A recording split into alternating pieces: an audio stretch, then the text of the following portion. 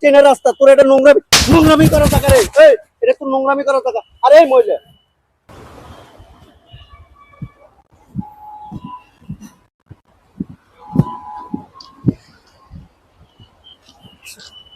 কত করে?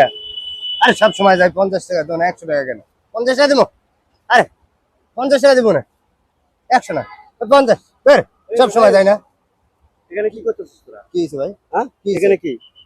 এখানে কি? এটা আপনি দেখতে হবে না, আপনি যাও, আপনি যান। আমার দেখতে হবে না মানে? না, এটা রোড, পাশে মেইন রোড, এটা ট্রেনের রাস্তা তোর এটা নোংরামি করা টাকা রে। এটা তোর নোংরামি করা টাকা। আরে এই মহিলা তোর ইজ্জতের দাম কি এত কম? হ্যাঁ এত সস্তা হয়ে গেছে তোদের ইজ্জতের দাম। 50 টাকাতে রোডে ঘাটে তোরা ইজ্জত বিলে দিতেছ। হ্যাঁ সিয়ারা তো ইনশাল্লাহ মাশাআল্লাহ খুব সুন্দর। তুই চাকরি করে খাইতে পারছ না? হাজার হাজার লক্ষ লক্ষ মানুষ এখন বাংলাদেশে আমার গার্মেন্টসে চাকরি করে খাইতে। হ্যাঁ তো 50 টাকাতে তোর ইজ্জত বেচা খাইতে হইতেছে।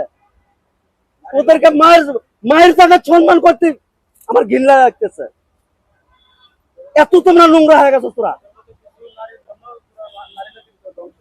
তোদের মতো কিছু কিছু নারীর জন্য বাংলাদেশের সমস্ত নারীর কলঙ্ক।